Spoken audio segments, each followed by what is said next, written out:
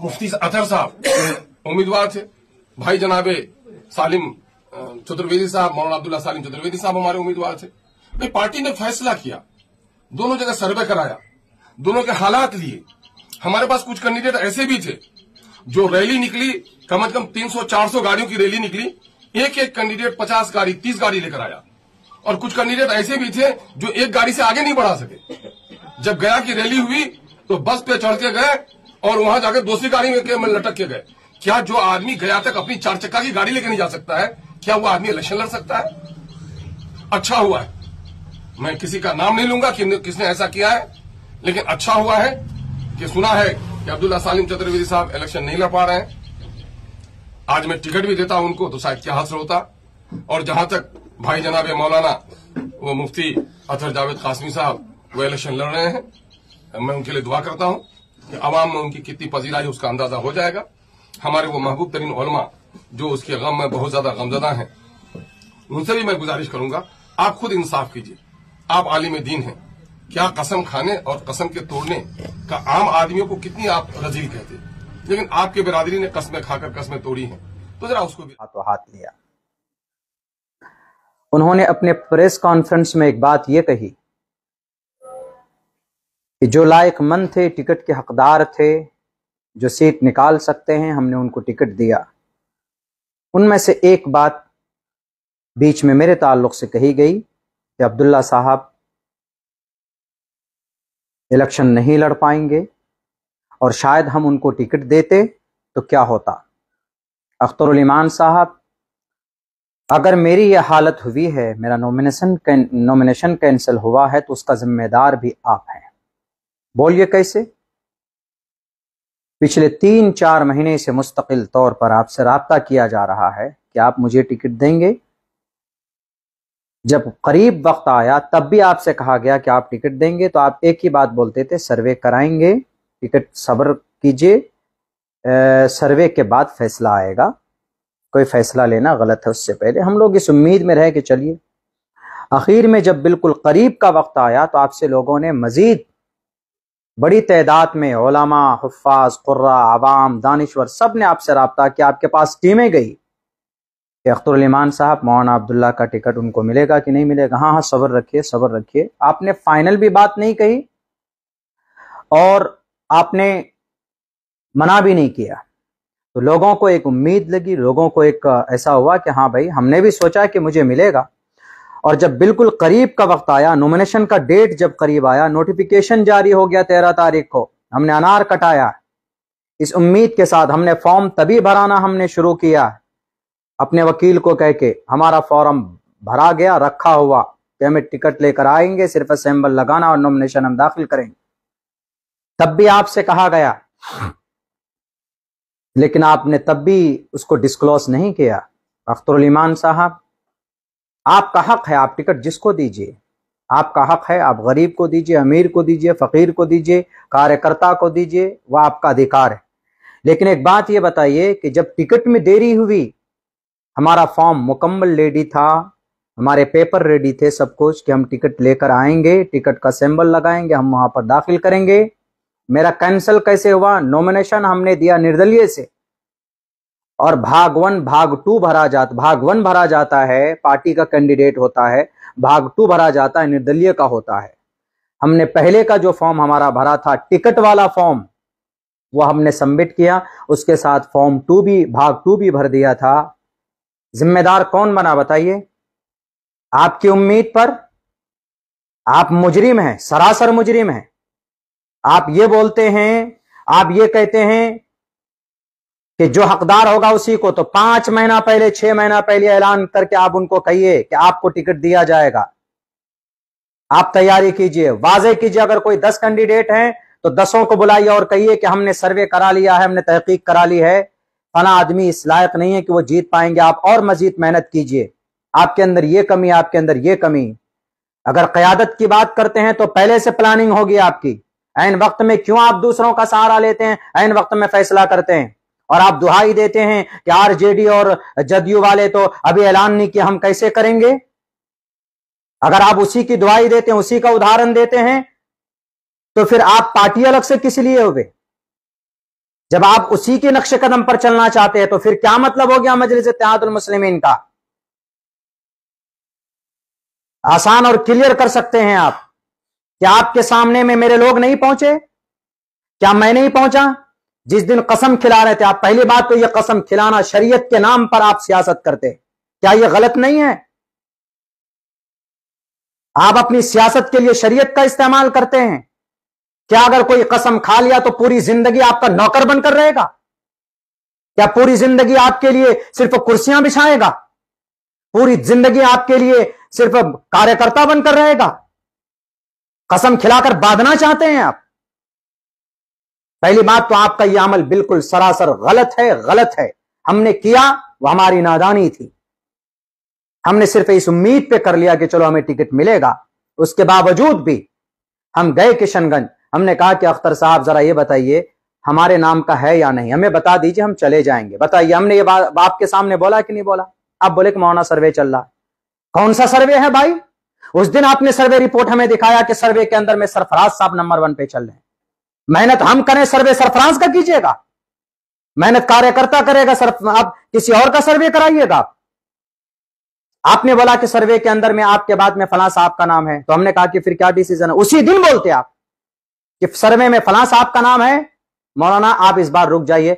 एक जिम्मेदारी वाली बात यह होती, आपकी कायदाना बात यह होती, लेकिन आपने चूंकि खयानत की, आपने चूंकि दजल से काम लिया, आपने घेर कर रखा। आपने क्या कहा? अच्छा फिर और सर्वे करा रहे हैं। आखिर कौन सा कितना ऐसा सर्वे है भाई? दूसरी बात, आपने यह कहा कि मौलाना सक्षम नहीं है। बताइए जरा, अख्तरुल ईमान साहब अमोर में, किशनगंज में हमारे जो कि हाट के 3 मुखिया, उनमें से 2 प्रेजेंट मुखिया थे, एक डीलर और एक समिति। ये लोग जाकर आपको नहीं बोले कि अख्तरुल ईमान साहब अगर आपको लगता है कि अब्दुल्ला सालिम कमजोर है तो आप सिर्फ चेहरा उसका होगा और हम लोग उनके साथ खड़े हैं। जो अखराजात हैं पार्टी के, जो भी अखराजात हैं, 10, 15, 20, 25 जो भी अखराजात हैं, हम देने के लिए तैयार हैं। 3 मुखिया, बल्कि 4 मुखिया, एक समिति, एक बिजनेसमैन आपके पास नहीं पहुंचे। एक दिन नहीं, कम से कम 4-5 दफा आपके पास पहुंचे, मेरी बात को लेकर पहुंचे। वो लोग अपने से गए,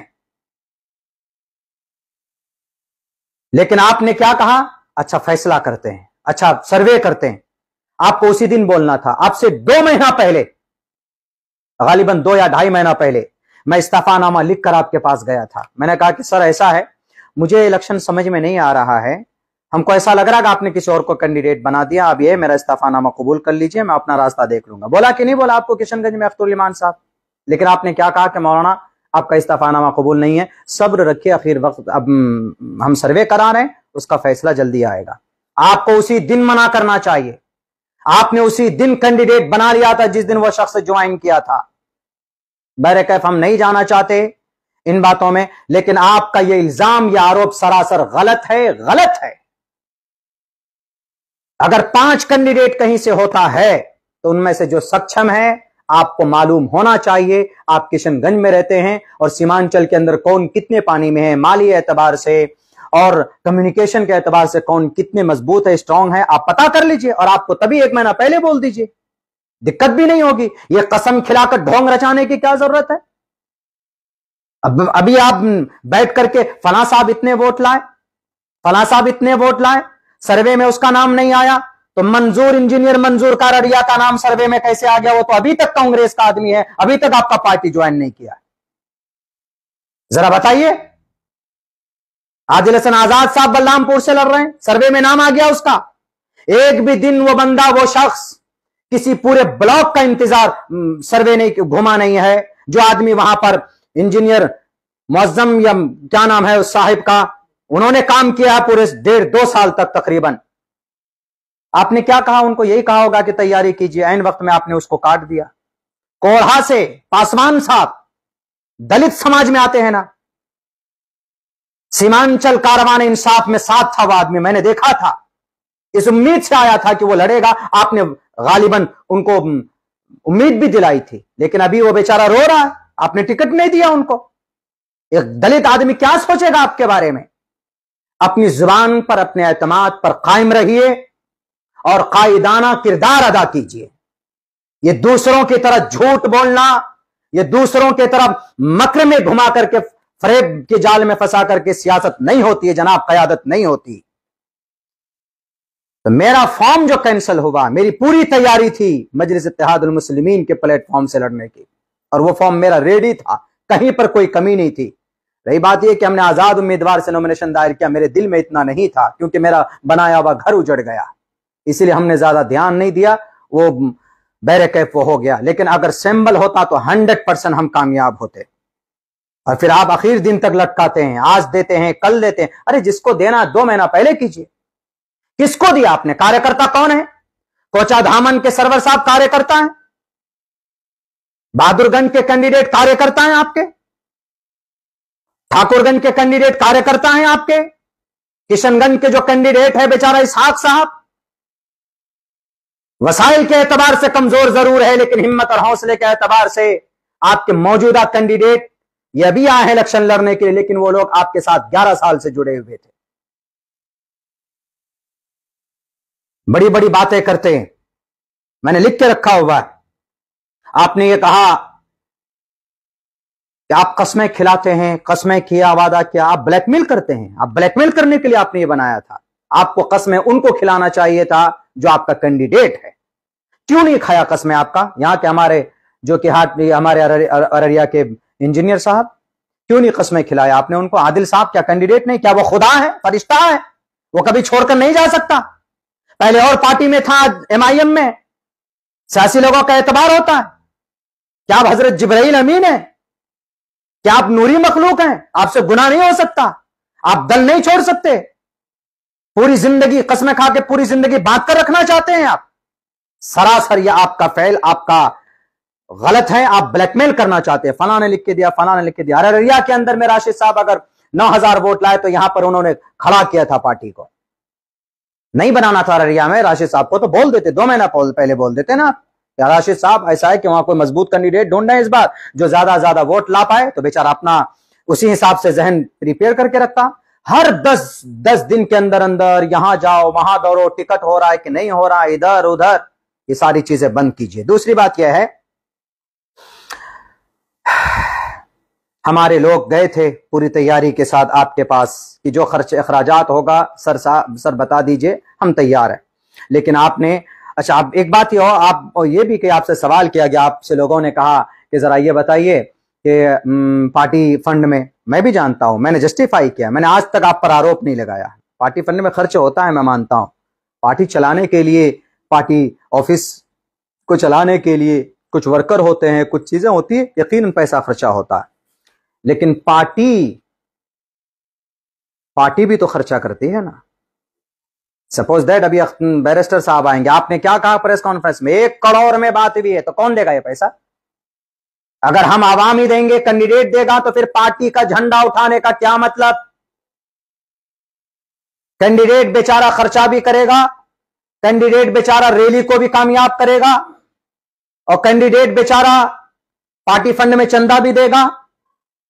तो फिर जनाब जो राष्ट्रीय अध्यक्ष हैं, जो जिम्मेदार हैं मेन, वो हेलीकॉप्टर में भी घूमेगा तो वह खर्चा अगर वर्कर ही देगा, तो फिर आपकी क्या जरूरत, पार्टी की क्या जरूरत? ये पार्टियां खर्चा नहीं देती? कैंडिडेट को क्या सिंबल देने के बाद में उनको फंडिंग नहीं करती? इलेक्शन कमीशन के गाइडलाइन के हिसाब से जो खर्च देने के लायक है वो नहीं देती? देते हैं आप, नहीं देते हैं। तो फिर आपका झंडा और आपका इस तरह की बातें, तो फिर क्या फायदा आपके झंडा उठाने का लोगों को? जब सब काम आवामी करेंगे तो फिर बैरिस्टर साहब को हैदराबाद से यहां पर आकर उनको प्रचार करने की क्या जरूरत?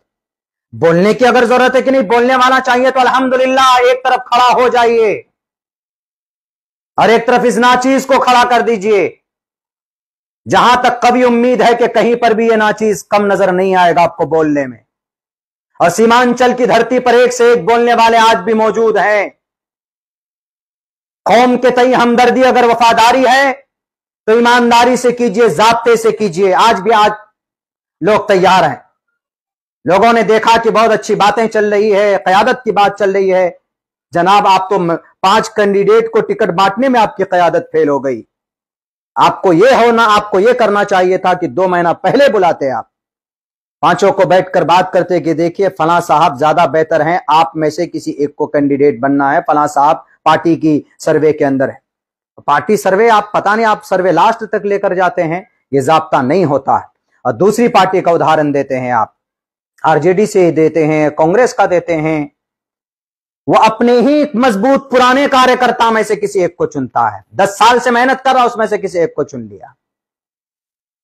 22 के अंदर में अब्दुल सुभान साहब पुराने हैं, उनको चुना गया है। और जनाब वहां देख लीजिए आप, आपके कोचाधामन के अंदर में एक बड़ा लीडर आया है, आरजेडी ने उसको चुना है। लेकिन यह है कम्युनिकेशन, समझौता, बातचीत, तसल्ली, ये होती है। 5-5, 6-6 लोग रहते हैं हर जगह पर, मानता हूं मैं, लेकिन पार्टी की जिम्मेदारी बनती है, आला कमान की जिम्मेदारी बनती है, जो सदर होता है उसकी जिम्मेदारी बैठती है कि बैठ करके समझाएं, वीडियो ना बनाएं। ये वीडियो बनाकर आप लोग वर्गलाते हैं, ब्लैकमेल करते हैं।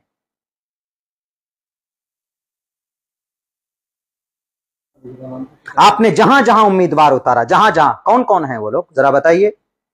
कोचाधामन में सरवर साहब कितने दिन पहले आए? किशनगंज के अंदर में वो नौजवान कितने दिन पहले आया? ठाकुरगंज के अंदर में वो कितने दिन पहले आए? आपने फिर वही गलती की। जहां तक मैं समझता हूं, लोग अगर हमसे आज की स्थिति में, अगर आज की डेट में ये कहेंगे कि मौलाना वोट किसको करना है, तो आपने उन्हीं कैंडिडेट को फिर बनाया है, उन्हीं को उम्मीदवार बनाया जिस पर आपने विश्वास, आपने कैंडिडेट बनाया। उनको अगर वोट दिया जाएगा तो डायरेक्ट वो लोग आरजेडी में जाएंगे। तो जब आप वो लोग भागकर आरजेडी में जाएंगे ही, तो फिर ये बताइए कि आपको किस लिए वोट करें, ये बता दीजिए आप। मैं मजबूर हूं ये वीडियो बनाने पर, क्योंकि आज आपने हद से ज्यादा बातें कही, कीचड़ उछालने की आपने कोशिश की। आप खामोश हो जाइए, ये भी जुबानें खामोश हो जाएंगी। अपने इलेक्शन पे आप ध्यान दीजिए, इधर उधर की बात मत कीजिए। 8 साल से आपके साथ काम करते हैं, आपके अहंकार को हमने देखा। पहले कुछ और थे, आज के जमाने के अंदर में आप मगरूर हो गए। एक सवाल का और जवाब, मेरा सवाल आपसे यह है, सीमांचल में कितने मुसलमान, आप मुसलमान की क़यादत की बात करते हैं, सीमांचल में कितने मुसलमान हैं जरा बताइए। सीमांचल में तकरीबन 60 लाख मुसलमान हैं। पूरे बिहार के अंदर में तकरीबन 3.5 करोड़ मुसलमान हैं। 60 लाख 70-75 लाख मुसलमान सीमांचल में हैं। सीमांचल में सिर्फ मुसलमानों को क़यादत की जरूरत है, पूरे बिहार के मुसलमानों को क़यादत की जरूरत नहीं है। इस सवाल का जवाब आपको देना होगा। आप सीमांचल के मुसलमान, पूरे बिहार के मुसलमान नहीं, पूरे भारत के मुसलमानों की चिंता कीजिए। और फिर जो लोग आपके साथ दिल से जुड़े हुए हैं, अगर आप वो कैंडिडेट के लायक नहीं है, कोई और आदमी कैंडिडेट के लायक है, तो उसको एतमाद में लेकर यह फैसला कीजिए कि फलां साहब ऐसा है, ऐसा है, ताकि आपसे आपका यह पुराना साथी न टूटने पाए। जितने भी लोग 3-4 लोग अभी खड़े हमारे नजरों के सामने हैं, उनमें से कौन रुकेगा जरा बताइए। तो क्या गारंटी है जिनको आपने टिकट दिया है कल नहीं भागेगा? आपने कहा कि 24 खरे का जो सोना, करेट का जो सोना होगा, हम उसी को टिकट देंगे। पता चला कि जनाब जो आदमी आपको घुटने टेक कर गाली देता था, जो कि हाथ में, आपने उनको कैंडिडेट बना दिया। क्या पैसा सिर्फ कैंडिडेट बनाया जाता? आप सिर्फ ये, या तो अपना बिल्कुल स्टैंड वाज़ेह कीजिए कि क़यादत खड़ी करने के लिए मुखिया लोग आए, क़यादत खड़ी करने के लिए सरपंच लोग आए, क़यादत में झंडा गाड़ने के लिए पैसा वाला ही जरूरी है, बाकी कार्यकर्ता कमजोर होगा। अरे पार्टी का सच्चा वफादार जो होता है, पार्टी उसको खड़ा करती है। अगर पैसों के एतबार से कमजोर हो जाए तो पार्टी उसको फंडिंग करती है। यही निजाम आज भी है बहुत से जगहों के ऊपर में।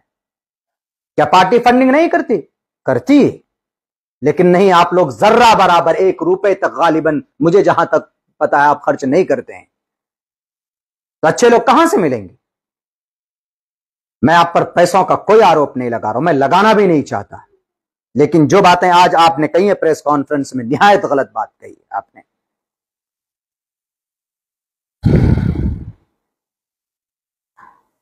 तो बस यही इतनी बातें हमने आज मेरे जहन में थी। चूंकि अख्तरुल ईमान साहब ने बहुत सारे एक बात और, टिकट देने में जाहिर सी बात है मनमुटाव होता है, आप भी जानते हैं इस बात को कि हम फलां साहब को टिकट देंगे तो फलां साहब का मनमुटाव होगा। आपके पास में क्या है इस बीमारी को, इस मनमुटाव को दूर करने के लिए? है कोई चीज? नहीं है। आप तो बात नहीं करते। आपका युवा अध्यक्ष फोन नहीं उठाता है, गाली इतना बोलता है, वो शख्स इतना बोलता है गाली, एक कौम की क़यादत और एक गाली बकने वाला शख्स, धमकी देने वाला आदमी, कैसे हो सकता है भाई? हम में से बहुत सारे नौजवान कह रहे होंगे मौलाना को टिकट नहीं मिला तो मौलाना इतनी सारी बातें कर रहे।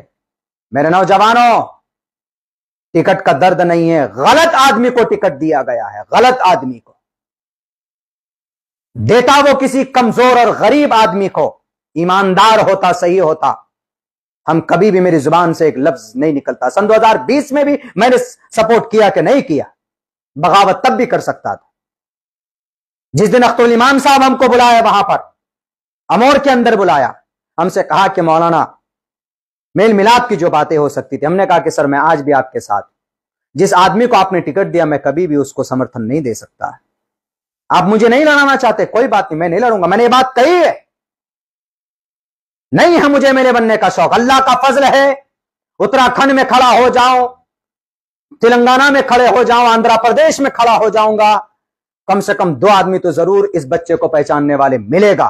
अल्लाह ने जरूर इतनी मोहब्बत दी है मुझे नहीं है शौक, लेकिन कैंडिडेट खड़ा कीजिए तो ऐसा कैंडिडेट खड़ा कीजिए जो आपकी आइडियोलॉजी से मैच करता हो। जो कि हाट के अंदर में आपने जो कैंडिडेट खड़ा किया है, क्या वो जीतेगा तो कितना दिन रुकेगा? शाहनवाज साहब तो 1.5 साल रुके थे, ये शख्स 1.5 महीना नहीं रुकेगा, ये लिख लीजिए आप। आपने सन 2020 के इतने बड़े दर्द से आपने कोई कुछ हासिल नहीं किया। किसने मजबूर किया आपको अच्छे लोगों को कैंडिडेट न बनाने पर? आप बोल रहे हैं कि किसी की मजाल हुई आरजेडी के अंदर में टिकट कटा। आरजेडी के अंदर में मजाल नहीं, समझाया गया, मनाया गया। जाकिर साहब को टिकट नहीं दिया गया अररिया में, आबिदुर रहमान साहब को दिया गया तो खुद राहुल गांधी ने बुलाकर मनाया, समझाया, फोन के जरिए से बताया उनको कि जाकिर साहब सब्र कीजिए, आइंदा आपको मौका मिलेगा। कुछ बात होती है मनाने के लिए।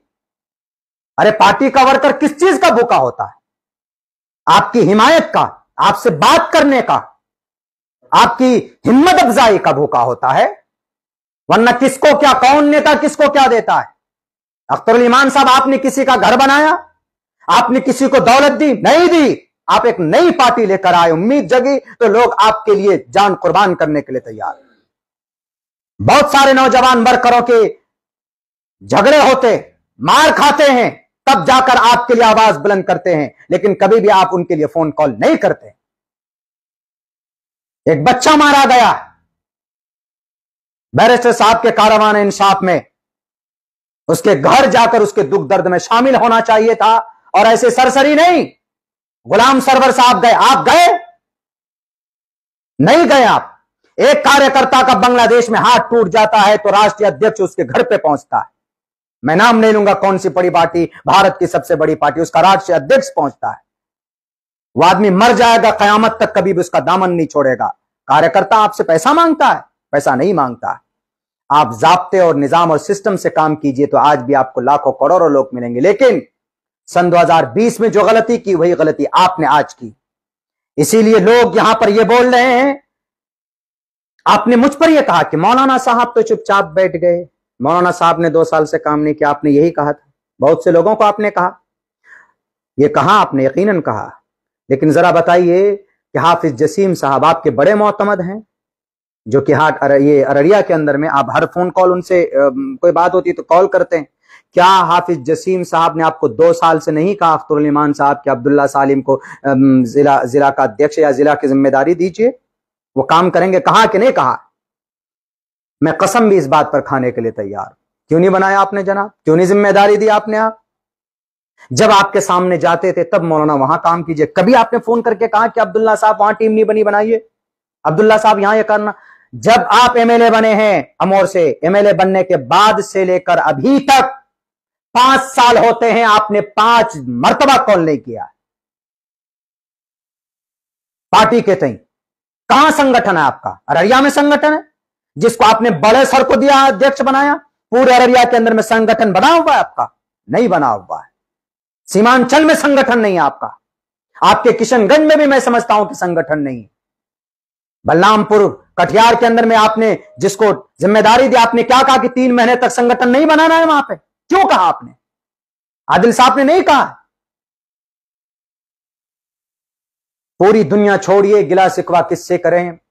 और आप कहते हैं कि मौलाना को अगर टिकट देते तो हमारी तैयारी पूरी थी। जनाब, टिकट आपने नहीं दिया, इसीलिए हमारे साथ में यह हादसा इसलिए हुआ कि चूंकि हम मुकम्मल तौर पर मुस्तैद थे भी नहीं। जब हमारा घर ही उजड़ गया तो अब जनाब हम झोपड़ी में रह करके क्या करेंगे? मेरे कैफ ये सारी बातें थी। आप किसी पर आरोप मत लगाइए, कुछ भी मत लगाइए, और आप ये मत समझिए कि सीमांचल के अंदर सिर्फ आपको बोलना आता। हम आपका एहतराम करते हैं। स्टेज पर जब आप होते हैं तो आप 2 मिनट का वक्त देते हैं तो नाचीज अब्दुल्ला 1 मिनट में अपनी बात पूरी कर लेता, सिर्फ इसमें आपके एहतराम में कि नहीं सदर साहब बैठे हुए हैं। वरना 2 घंटे अब्दुल्ला सालिम बोल सकता है। अल्लाह ने इतनी कैपेसिटी दी है इस बच्चे को। 4 घंटे तक बोलने का रिकॉर्ड मेरे पास है। मैं यहां सुपौल के अंदर बोला हूं मैं। आपने उस दिन, अच्छा आप ये कहते हैं कि भाई जो लोग ऐसे भी आ गए जिन्होंने कारवान इंसाफ में, जिनके पास में गाड़ी नहीं थी, बस में लटक के गया तक गए। इस कारवान इंसाफ को किसने कामयाब किया बताइए? अब्दुल्ला सालिम 16 गाड़ी लेके पहले दिन गया, 16 गाड़ी लेके, 50 लोग साथ में गए। ऑन रिकॉर्ड बोल रहा हूं, झूठ ने अगर झूठ होगा तो सबसे बड़ा कज्जाब और हानिस होगा मैं। दूसरे दिन मेरे प्रोग्राम को तोड़ने की कोशिश की गई। आपके मुखिया जी जिनको आपने टिकट दिया है, उन्होंने भंग करने की कोशिश की। 2 प्रोग्राम की तो खूब पर्चे किए, उन्होंने चर्चे किए, लेकिन हमारे प्रोग्राम को उन्होंने नेग्लेक्ट किया। तब भी पता है सबसे ज्यादा आदमी कहां थे? अख्तरुल ईमान साहब हमारे जो कि हाट के भेबरा चौक के अंदर था कि नहीं था? वहां कितने लोग हमारे, कम से कम 25 गाड़ी से हमने सामने भेजा था और 200 नौजवानों को बाइक लेकर भेजा था। हमने कहां कमी? दूसरे दिन भी, तीसरे दिन भी हम पहुंचे। बारसोई के अंदर में जुमे की नमाज पढ़ी हमने, ऊपर छत पे धूप में। उसके बाद आप जब जनता चौक आने वाले थे, एक भी आदमी नहीं था वहां पे। आने के बाद में मैं माइक लेके खड़ा हुआ, 1.25 घंटा आपसे पहले मैं बोला हूं, लोग जमा हुए वहां पे, और आप आए तो जनाब हम लोगों को तो स्टेज से भी उतार दिया गया। स्टेज से उतर गए हम। फिर भी हमने कहा कि चलो तहरीक कारवान इंसाफ है, लेकिन नहीं जनाब, आपके 5-5, 6-6 बॉडीगार्ड थे। या अल्लाह, इतनी डर अगर है तो फिर छोड़िए, मत उतरिए जमीन पर। उसके बावजूद भी हम वहां से निकले, आगे होकर रोहटा पहुंचे। हम अमौर में वापसी में था। क्या रोहटा के अंदर में जहां बारिश हुई वहां पर माइक लेकर खड़ा हुआ, वहां पर भी हमने तहरीक कारवान इंसाफ को संबोधन किया। हम नजरों के सामने नहीं आ रहे थे, लेकिन हम थे, साथ थे आपके। वहां से आप अमौर चले गए, लेकिन हम अमौर तो नहीं गए, देर हो गया, हम वहीं से निकल आए जो कि हाट। चौथे दिन सुन लीजिए, चौथे दिन आप लोग दफ्तरी से निकले। चौथे दिन हम गाड़ी लेकर के कहां पहुंचे? डंगरा मोड़ पे पहुंचे। पूछ लीजिएगा, वहां की फोटो और तस्वीरें मौजूद है। हम गाड़ी लेके पहुंचे, वहां पर हमने संबोधन किया लोगों को, लेकिन आपकी गाड़ी वहां नहीं रुकी। आप चले गए डायरेक्ट, आपके पीछे पीछे हम भागे। जाने के बाद वहां पर बलरामपुर मोड़ में अख्तरुल ईमान साहब आदिल साहब के घर पे रुके। सदर साहब तकरीबन आधे घंटे तक हम लोग धूप में तपते रहे। आप क्या समझते हैं कि लोगों की मेहनत नहीं होती, कुर्बानी नहीं होती? लोग आज भी एतमाद और विश्वास, एक उम्मीद के साथ आपको देख रहे थे।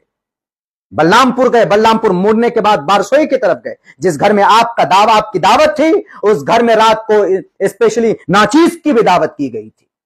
जनाब मौलाना मुनव्वर साहब के चचा के घर में दावत थी, मुझे भी दावत थी। लेकिन बलरामपुर मोड़ पे जैसे हम गए, वहां पर मेरी गाड़ी का एक्सीडेंट हुआ। मैंने फौरन वहां से वापसी की, मैं घर आया। उसी वक्त मैंने इश्तियाक साहब को भी मैसेज किया, आदिल साहब को भी मैसेज किया, आपको भी मैसेज किया। आपने रात को फोन किया था हमसे कि मौलाना क्या हुआ, लेकिन आदिल साहब को तो आज तक कॉल बैक भी नहीं हुआ है। वाह जनाब वाह। और आप बोलते हैं दिलो जान से मेहनत की, मशक्कत की, आपके एक एक बात पर लब्बैक कहा, कामयाबी की। अगर आपको अब भी लगता है कि नहीं जनाब ये लोग मुनाफिक हैं, ये लोग अपने मफाद के लिए आए थे, मफाद के लिए नहीं आए हम। कम से कम टिकट का बंटवारा होता है तो जो आपके बिहार में अच्छे लोग हैं उनको बिठा कीजिए, एक पार्लियामेंट्री कमेटी बनाइए। 2 लोगों से पार्टी नहीं चलती। कौन डिसीजन लेता? 2 लोग। और सब कौन अरे गहरे। बड़ी बड़ी बीजेपी, आरजेडी, जदयू, कांग्रेस, इनकी भी पार्लियामेंट्री बोर्ड कार्यकारिणी समिति है कि नहीं है इनके पास? आपके पास है? कौन है बताइए? 3 शख्स के अलावा, एक शख्स तो हम समझिए कि बेचारे माजूर हैं, ज़ईफ हैं, आदिल साहब और आप हैं। आप ही दोनों मुख्तार कुल हैं। स्टेट कमेटी नहीं बनी आपकी, डिस्ट्रिक्ट कमेटी तो दूर की बात। और सुन लीजिए, आखिरी बात बोलने जा रहा, संगठन ढंग से नहीं बनाएंगे तो आप, और सही ढंग से फैसला नहीं होगा सीमांचल में, और नहीं हुआ है। आपकी पार्टी कुछ ही साल के लिए सीमांचल के अंदर है। हम नहीं, यहां के लोग आपको, जहां से पार्टी आई है, यह पार्टी को लोग वहीं पर भेज देंगे। अगर नहीं तो अभी भी बहुत वक्त है, सुधारिए अपने आप को, फैसले सही लीजिए, लोगों को जोड़िए, अच्छे लोगों को अपने साथ जोड़िए। वशाविरहुम फिल अम्र, मशवरा कीजिए, अच्छे लोगों से मशवरा कीजिए। 2 लोगों से पार्टी नहीं चलती है। बड़ी बड़ी पार्टियों को लोगों ने पहुंचा दिया कैफर किरदार तक। मुस्लिम लीग का क्या हश्र हुआ? बहुजन समाज पार्टी का क्या हश्र हुआ? बैरकैफ में बोलना नहीं चाहता, इसीलिए आरोप लगाना बंद कीजिए। अगर सिर्फ ये समझते हैं कि नहीं मैं ही बोलता हूं, हमारे सामने कोई टिक नहीं सकता, तो आ जाइए किसी मैदान में, कर लेते हैं मुकाबला, देख लेंगे हम, कोई भी हो। हमने हमेशा एहतराम किया है, बैरिस्टर साहब का भी, उनके भी मंच में ज्यादा नहीं बोला हूं मैं, एहतरामन मेहमान है, हम लोग बोलते रहते हैं, लेकिन इनको मौका दिया जाए। लेकिन पार्टी को अगर मजबूती देनी है तो पार्टी को दोबारा आप गौर फिक्र कीजिए अपने फैसलों पर, आने वाले वक्त पर। नहीं तो फिर लोग उन्हीं को वोट करेंगे जिनको आपके जो विधायक हैं चुनकर जिन पार्टियों में चले जाते हैं, तो फिर आपको क्यों वोट करेंगे? उन्हीं को वोट कर देंगे। आपको वोट करते हैं, भागकर चले गए, उनको आरजेडी में चले गए तो आरजेडी को वोट कर देगा, जदयू को कर देगा, कांग्रेस को कर देगा।